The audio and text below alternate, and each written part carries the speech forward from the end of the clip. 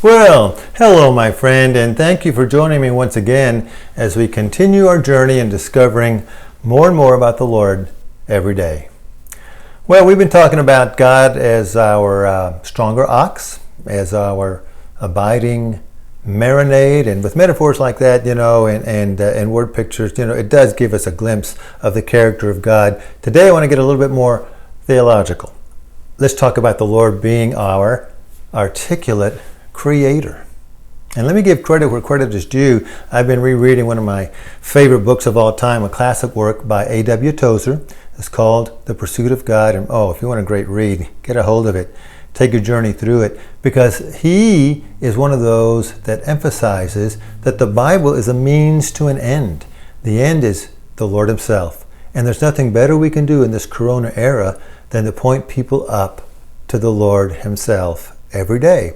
And the Bible tells us that creation itself gives evidence of the existence and the personal nature of God. In fact, Tozer puts it this way. He said, when you think about the speaking voice of God, the Bible doesn't say God spoke. It says he is speaking. And then this is the phrase he uses. He is continuous, by his very nature, he is continuously articulate.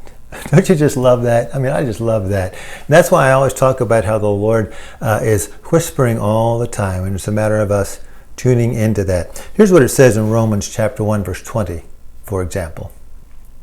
For since the creation of the world, his invisible attributes, his eternal power, and his divine nature have been clearly seen, being understood.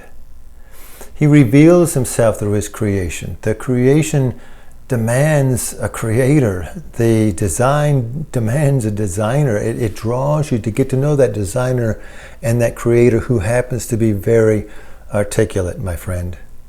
Oh, by the way, our third son and his wife and family, they moved in the last couple of years to Colorado. And my first visit out there, my son and I went snowshoeing after skiing. We also went snowshoeing a couple of days later.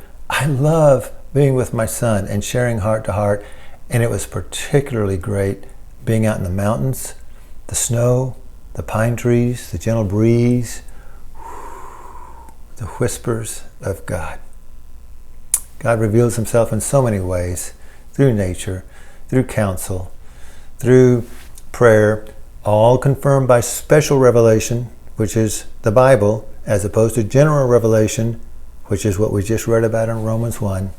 So that's why I'm always talking about learning how to listen for the whispers of God and to get that confirmation through his love letters to us.